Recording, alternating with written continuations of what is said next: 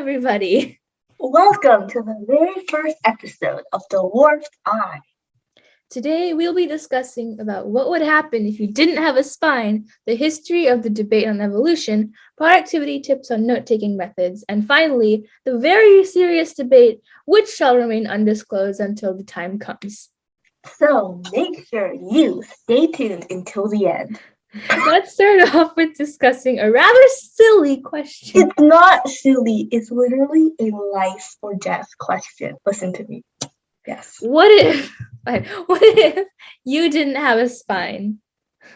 Well, first of all, the purpose of your spine is to literally support your whole body. Well, maybe not your whole body, but definitely like most of it, like your ribs and like your muscles and like whatever else is in there. Yeah. And like it also protects your spinal cord, which connects your brain to like the rest of your body. It allows you to control all of your movements. And if anything happens to one of your intercalated discs and your nucleus pulposus bursts open, bad for you. You'll get a herniated disc and you'll die. No, you're not going to die. Well, get medical treatment very quickly, but otherwise you will die. Okay, yeah. I'm going on an anatomy tangent. All right. Basically, if you don't have a spine, you're dead.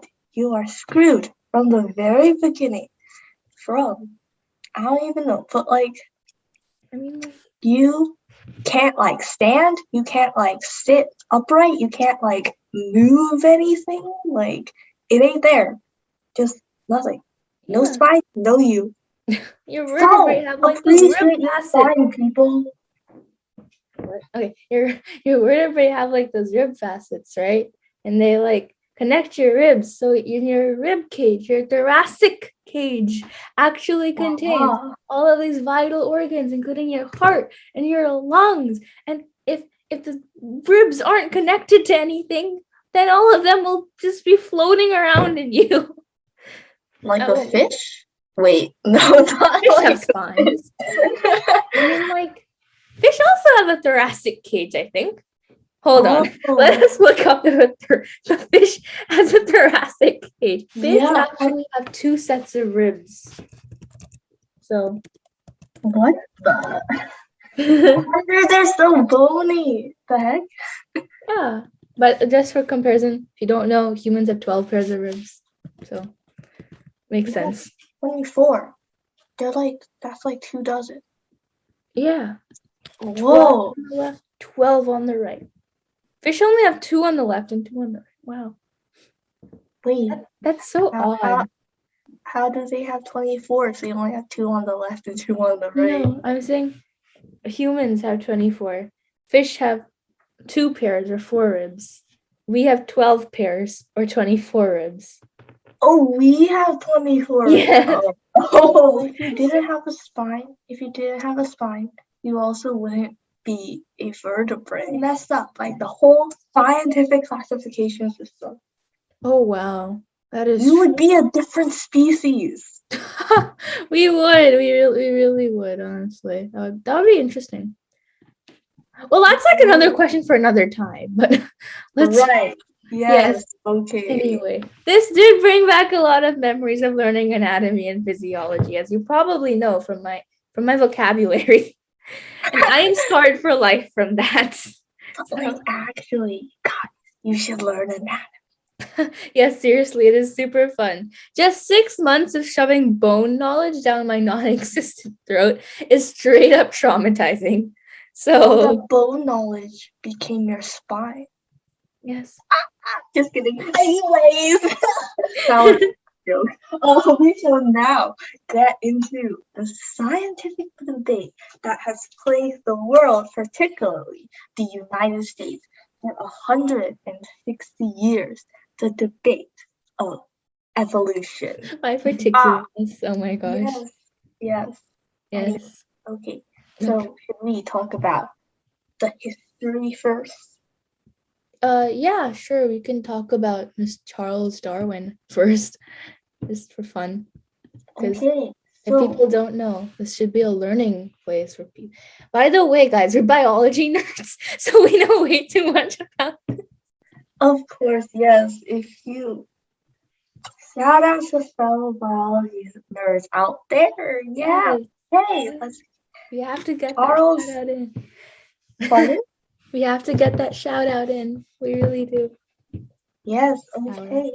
Charles Darwin published the groundbreaking theory of evolution that said that current modern species of organisms are basically modified descendants of a common ancestor. And these modifications came from this phenomenon called natural selection. And natural selection is basically this thing where the environment can't support every organism that is born. So there's going to be competition. And then if you have a trait that allows you to be more advantageous in gaining the limited resources of the environment, then you're going to be more likely to survive. So you're going to have a higher reproductive success. And if your advantageous trait is heritable, then your offspring is going to have that trait. So now here you have these organisms in a species that have these heritable traits that are more advantageous. So they're going to have unequal propagation of those traits compared to the other traits in the population that might be less advantageous. So well, this is a really long explanation, but basically what happens with natural selection is that over many generations, a population starts to become dominated by advantageous traits because that's what allows them to be more likely to reproduce. And so the next generation will have more of those traits. Yeah, Yes. It's what Charles Darwin called descent with modification, right? It's like you modify your traits with every descent. Basically, he kind of figured this out by going on this big fancy cruise. No, he went on a ship basically, and he just went and just went to the most famous case is the Galapagos Islands. He went there the and finches. with the finches. He recorded just different species of finches across these different islands, and he noticed how their traits varied based on the food on each of the islands and stuff. Like the finches with big beaks or what beaks, mouths or whatever. They were the ones living on the islands with big nuts, giant nuts that they had to pump through. Yeah. So he just realized that then he created eventually his theory of natural selection as coffee just described. That's right. Eventually, in November of 1859, Charles Darwin published Origin of Species. He basically, the whole phrase of descent with modification kind of just captured how difference between unity and diversity in life, because we're all so diverse, but at the same time we've all kind of descended from the same kind of place at one, right, evolution. That's why there's evolution. I'm pretty sure a lot of people have heard of the theory of how humans are related to apes. I don't want to say monkeys because I don't think it's monkeys, but is it apes? I think it's apes. Yeah. But basically we all had a common ancestor, but now the apes are apes and humans are humans, and that's a result. If you believe in Darwin's theory, that's a result of evolution. But the whole point of this debate is that people did not. When Darwin's theory first came out, a majority of people pushed back on it, and they did not believe on this theory of evolution. Yeah. And it's largely because of religious reasons. A lot of people we can get into the psychology of people being brought into these conspiracy theories another time, but there's a lot of psychology behind it. A lot of people before like we get into just like the talking about evolution specifically and like how people believe or don't believe in it, Mhm. we can like briefly talk about like the psychology of people like kind of just getting into all these conspiracy theories, especially with like the internet. They can often find like a community there, make friends with like, oh, these people, I don't know, believe that the earth is flat, so they will find whatever evidence to support their theory while refusing to believe any other evidence. Like a lot, like same with like anti-vaxxers, like they find like Oh a yes, with community. like the COVID-19. Yeah. And like I think there's a really good like video on it that I watched earlier, I think from CNN, or I don't know, but they basically were interviewing some people who were previously anti-vaxxers, but they kind of changed their views because they were like they found a community online of just people who like were saying like the government's trying to track you or whatever. And then Mm-hmm. they found that community and like they liked that community in general, made friends and stuff, and they kind of got sucked into it that way. And after being sucked into it, it's like kind of like a mini cult in a way. Like. Hi, editor Macaron over here. I just wanted to say that I said the word mini cult, and I don't know what I meant by that, but I didn't really mean that like believing in evolution is like being in a cult. That is definitely not what I meant. I do not know what I meant by that in the first place. I mean, I guess you can get sucked into believing in a religion too much, but I don't really know. I'm not drawing that line for you. You can draw that line yourself. But yeah, I did not mean to say it in that sense, so please ignore that and do not come at me in the comments, please. Like, it was an accident. I don't know what I meant by that. So, yeah, ignore that, please. Thank you. Enjoy the rest of the The mini podcast. cult of the debate of evolution would probably be like the people opposing it. There are so many people opposing it because it was about the creation of life, and like that was like something that was very much like basically the creation of life before Darwin. Like people had like religious beliefs about how life was created. Like maybe like some god descended and like molded like people Intelligent design, like God kind of created humans as they were. And just like some quick stats, by the way, according to Pew Research Center, 62% of adults in the United States accept human evolution, while 34% of adults believe that humans have always existed in their present form. And so these like kind of portray like two extremes, by the way. Like there's always like people who believe in like a god and they have their own religion while also like accepting evolution. Yeah. And there's some people who like kind of take these ancient texts that they read in the Bible or like whatever text you like believe in or whatever, and they kind of take them literally. But you have to realize that the people who wrote this earlier had a very small view of the world at that point. Like I don't want to like show like it's a podcast, so you can't really like show the exact diagram that they made of the universe. But like the stories that they created in like Egypt and India and Greece, like they were all kind of very, very similar views of the universe at one point. And if you just take their word for it, then you'd believe that the earth is full of this, like the universe is full of jello, like this weird ether jello. It's like we have proved that does not exist at this point. But like if you take all these literal texts, I think in my personal belief at least, I feel like a lot of these texts are there to show you like life lessons, like these mystical and spiritual just stories are trying to teach you life lessons. Like make that line for yourself. Like what's supposed to teach you a life lesson and what's supposed to teach you like this is actually what happened, you know?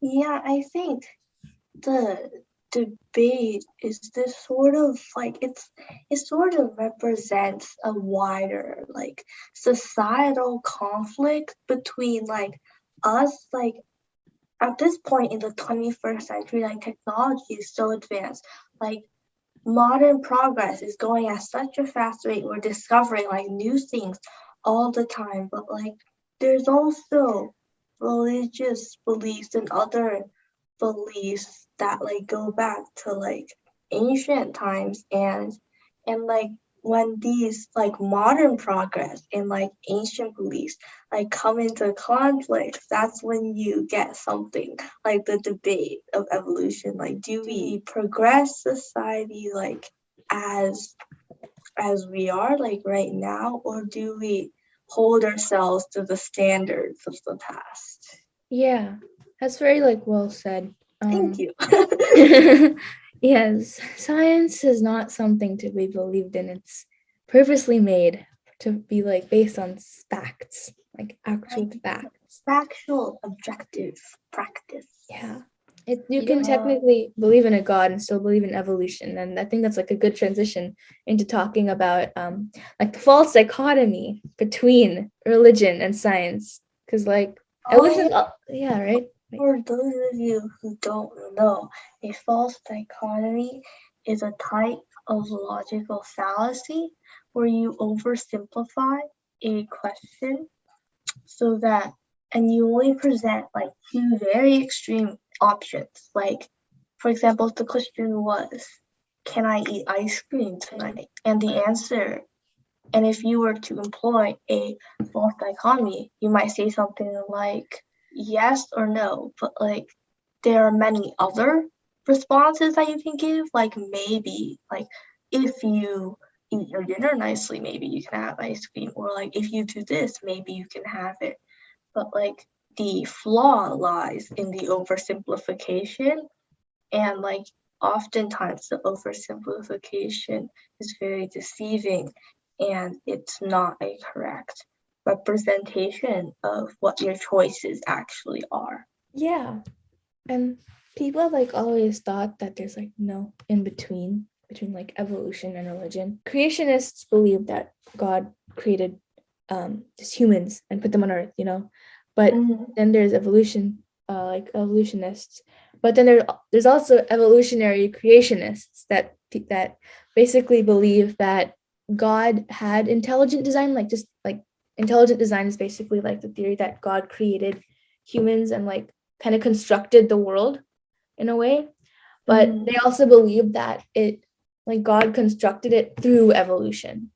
So they believe in evolution, but like they believe that God made the world, like had like the Big Bang or whatever take place, but then everything else was left to the world to figure, like left to science to figure out. Like science is like the mechanisms that keeps the world running, Editor Macaron over here. I just wanted to say that there are other types of evolutionary creationists, not the one that we just talked about, but most evolutionary creationists do believe in what we just talked about, so that's the only one that we really described, but there are more, and we just wanted to let you know that there are more, but we didn't talk about them, so we're not trying to like, I'm just acknowledging that there are more types of evolutionary creationists. It's like a whole scale between creationists and evolutionists and stuff, so evolutionary creationists is anything in the middle of that. So like they believe that evolution is a result of God instead of the natural environment. Because like Darwin was saying that evolution, like all the modifications, are because of limitations, like just like physical limitations in like the natural environment. And like it's just how it is. I'm not really sure. But like it's just these like evolutionary creationists, it sort of reminds me of this thing called creation science. I think that's what it's called. Like basically it was created in like the late 1900s, when like in the 1900s there was a lot of controversy in America about whether evolution should be taught in schools, and like there was like this trial, and like eventually I think it was the Supreme Court, I'm not entirely sure, but like it was ruled that trying to prevent evolution, like the people who took their religious texts, particularly the Bible, because like Christianity was not Christianity, I think it was Protestant faith that was the major. Wait, are those the same thing? I don't know my religions. I'm sorry. But Getting my history notes from class. ah We learned this in history. By the way, school is over for us. So this is like flashbacks. Okay. But like this court basically ruled that the people who were opposing evolution and trying to keep evolution out of schools, the court ruled that what they were doing was promoting in religion, and that was a violation of the First Amendment. So like the people couldn't oppose. Fundamentalists. Fundamentalists, that's what they're called. Basically, not everyone in the 1920s was called like the Roaring Twenties, guys. Okay, so basically, America was growing in wealth. A lot of ideas were growing. The radio was born. People were like spreading their ideas all over the place. Okay, so not everyone in the 1920s, as Coffee said, was on board with new ideas of what life like was at the time. So like that's how it first started. Like they didn't like how life became. Like women were dressing provocatively. They were showing their ankles. Scandalous. Yes, so scandalous. And American culture basically saw this rise in fundamentalist counterculture. So there were a lot of people, like we're seeing now, honestly. Like there's one end of the people who have very, very progressive ideas, and the others have like very traditional ideas and they want to keep them. So we're seeing this polarization happen of America that keeps happening every few decades, honestly. Like yes, like the election. Yeah. 2021. Oh gosh. That was probably I don't want to talk about that election. That was intense. Okay. Anyway, like they pushed traditional gender roles and wide and literal interpretations of the Bible. So these fundamentalists were like really pushed this. And fundamentalism is basically, in a short definition, like the practice of religion that strictly follows the sacred text. And this can be like really any religion. So if you like, as long as you just practice it literally, that is fundamentalism. And in the US, fundamentalist Christians, they actually believe that like all words of the Bible were literally true, right? And one major issue was the theory of evolution, and they felt that it contradicted the Bible and the whole creation story of like Adam and Eve and whatever. And fundamentalists actually succeeded in banning evolution from being taught in some schools, especially small towns in the Midwest. But then the most famous trial that Coffee was talking about was the Scopes monkey trial. It was in Tennessee. Yes. A Tennessee teacher, basically, named John Thomas Scopes. He wanted to test the enforcement of this new policy, and he volunteered to do this for the American Civil Liberties Union. The policy was the outlawing of teaching evolution, right? Yeah, that policy. Quite a courageous teacher, I must say. Like he was like surrounded by fundamentalists all over the place. And so basically, in 1925, he taught evolution and was sued. I'm calling the police on you. Yes. So the Tennessee Supreme Court, basically, he was sued, but he fought hard. The Tennessee Supreme Court eventually reversed the decision, and this basically attracted national attention to the idea of religion in education, and whether evolution is not part of religion, guys. It is science, but it was the 1920s, okay? So, yeah. I think in the trial, Mr. Scopes was defended by this lawyer named Clarence Darrow, and he was, there was this notable event in the trial where Mr. Darrow was questioning this Protestant politician named William Jennings Bryan, who was, I think he ran for president, but I think twice, but like he failed. But like this Bryan character was like invited to the trial to like testify like the justifications behind the law. I think that's what he was called for. And like Darrow, I'm sorry, I might be mispronouncing this, but like Mr. Darrow just basically intensely interrogated the politician Brian, and like he asked about like the literal interpretations of the Bible and like if they were really true, and like he asked things like he asked about like the inconsistencies in the Bible, like stuff like how could there be morning and evening during the first 3 days of biblical creation if the sun was not formed until the fourth? And like this questioning gave like a lot of positive attention to the pro-evolution people. Yeah. Like unfortunately, in like this time period, they couldn't make a lot of progress with like unbanning the biology text. No, not the biology textbooks. Unbanning evolution in the biology textbook because the First Amendment only applied to federal law, and like states could do whatever they want. They eventually, in like 1947, the Supreme Court said that constitutional prohibition of religious establishment applied to states as well. So like that gained a lot of progress for the pro-evolution people to get evolution in textbooks. But so like, then the counterculture like sort of like switched their approach to like countering evolution, and like that's where this goes back to the creation science idea. Like they were like, okay, you can teach evolution, but it has to be like the will of God. Yeah. So like there keeps on being like these alternatives to like evolution that people have been trying to teach like even up till today. But like fortunately, many of those alternatives have been quickly struck down as like attempts to promote a religion. So like that's good. Yeah. So like science is just science. The purpose of teaching evolution is to expose children to like the latest like scientific knowledge. Science also comes with a lot of ethical issues, especially like gene editing, which you can talk about for like another whole thing. It's not like, yeah, believe that it's possible, but it's your choice whether you think that we should do it or not.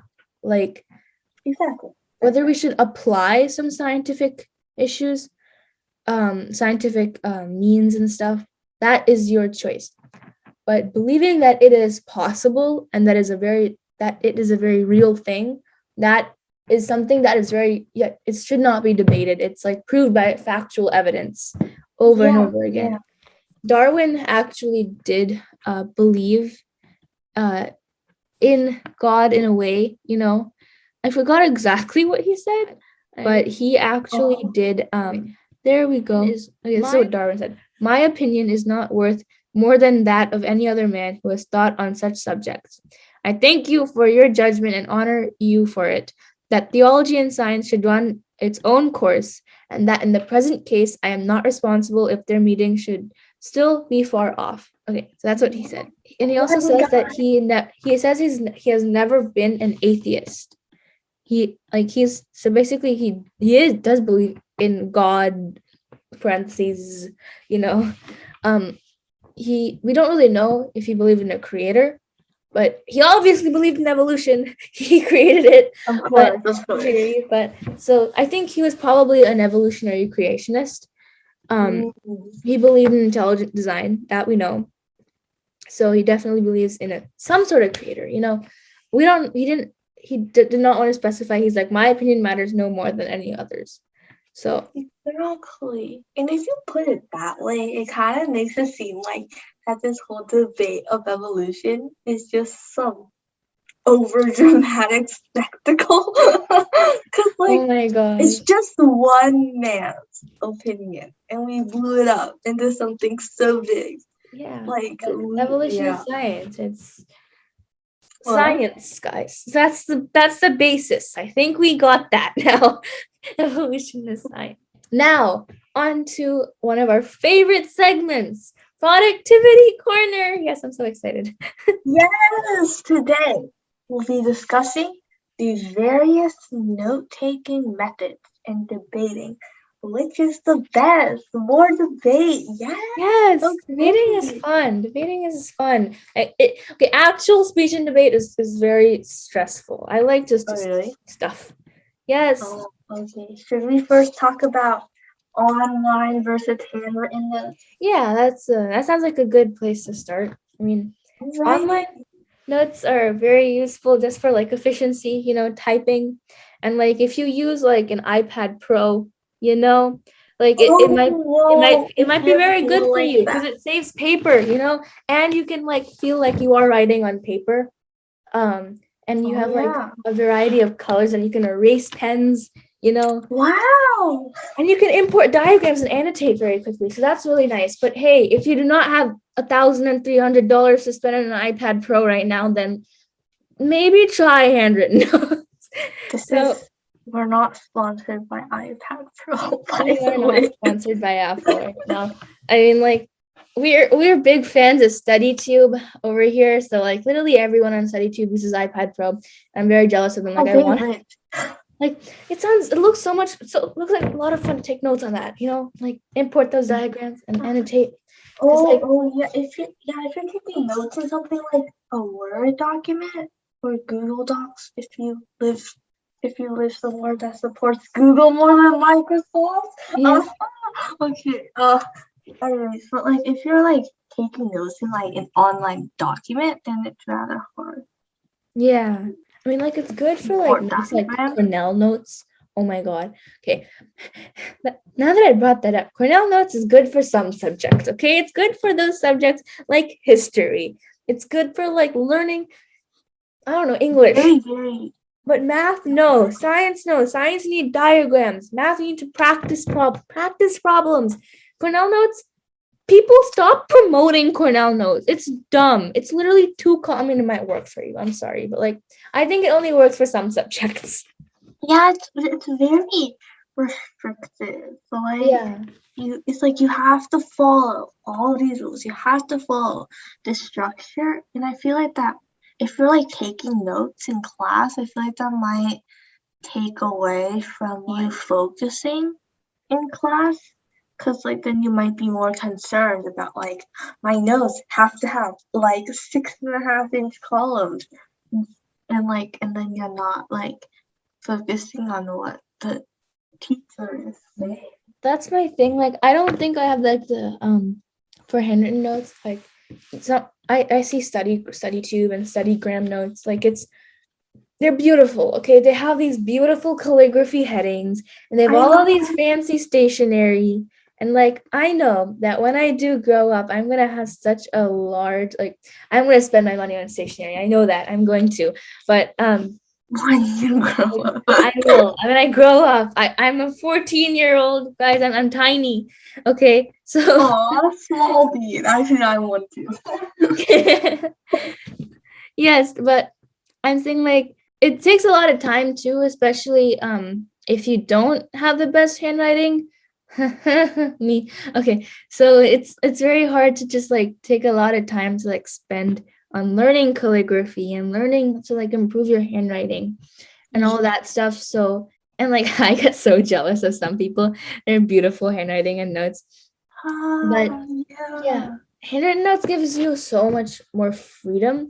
And you can totally take handwritten notes. If you have an iPad Pro, take handwritten notes on your iPad Pro. It looks awesome. Okay. But it just gives you a lot more freedom. You can do it in any style you want. Like you don't have to spend so much time formatting Word or Google Docs or Pages or whatever you use. Yeah, and But like handwritten notes are like scientifically proven to help you retain information better. But like if you're like your teacher is like talking really fast or you need to record a lot of details, maybe like typing would be better. But like the problem with typing is that it's less engaging. So like if you're like taking notes to like stay focused in class or like so you don't get like distracted, then like you probably want to take handwritten notes. yeah, definitely. I personally like the feel of like having a notebook, like a literal notebook and flipping through your notes like that. instead of like, I feel like unless you want to be like super eco-friendly, which I totally get, like I am concerned putting on a paper I use, But like note taking in online classes, if you're taking an online class, like you have to have your computer. If you're taking handwritten notes, then like you have to have like your computer and your notebook, and like that can get kind of crowded on your desk. But like if you're on the other hand, if you're taking like notes on like your computer, you have to like split screen unless you can like take notes without looking at like your teacher, whatever your teacher is presenting. I don't know how you do that, but like yeah. it seems split screening is hard. It's hard. Yeah. Especially when you just have like a laptop. But if you're fancy and you have like double monitors, Yeah. then, like good for you. Yes, definitely. And I mean, like, there's not really much more to say because, like, it's really your preference. It comes down to that at one point, and how much money you have, and whether you're dependent on your parents' money, or you're budgeting yourself to get better study material. You know, it just depends on you. Okay, now that we've finished discussing note-taking methods and some of our, which is one of my favorite things to do, honestly. The moment you all been waiting for has arrived. Now we will discuss the very serious and very controversial topic: ice cream cone or cup. Oh, why you do this to me? I hate soggy cones. I don't know, but like some of the ice cream that you get from the store that's like pre-packaged, like the grocery store, like some of them have soggy cones, and it's so unsatisfying. There's like no crunch. Like that defeats the whole point of the cone. So like I used to like not eat ice cream cones for like the longest time. Like I only started like eating them like last year. Cause like I didn't really like the taste of them. Like it was so bland. Like just eat the ice cream, man. Yeah. I used to really like ice cream cones, like holding it in your hand. Like when I was a kid, like I'm still a kid, but when I was like younger, like when I was like in elementary school, but then eventually I think when I got to like 5th, 6th grade, I was like, I'm done with ice cream dripping all over my hands. I usually have other things to hold now. I'm not 6 and my mom's carrying everything for me. I have like stuff to do, so like it's just more convenient to have a cup. Yeah, like if you have a cup, you can get like a lot of scoops and a lot of toppings. Yeah. I like the gummy bears. Oh my gosh, yes. Yes. The toppings. I love the toppings. Oh yeah, all the toppings also fall off cones, honestly. Oh my god. I always have to get like the chocolate chips mixed into the ice cream, which melts the ice cream. Like, oh really? Yeah. It doesn't really melt it, but it just like it ruins the perfect creaminess. It's a little bit less creamy. Oh. Yeah. Anyway. Well, this concludes our first episode. Yay! Thank you so much if you've made it this far. Lots of controversy was discussed today. Friendships have been tested today. And guess what? The world has not fallen apart. Okay, if we don't, however, if we don't appear for the next episode, it's because we died at the hands of each other. What? No. I'm kidding. We don't promote violence. Cut. Wait, is me saying cut also promoting violence? No, let's just stop.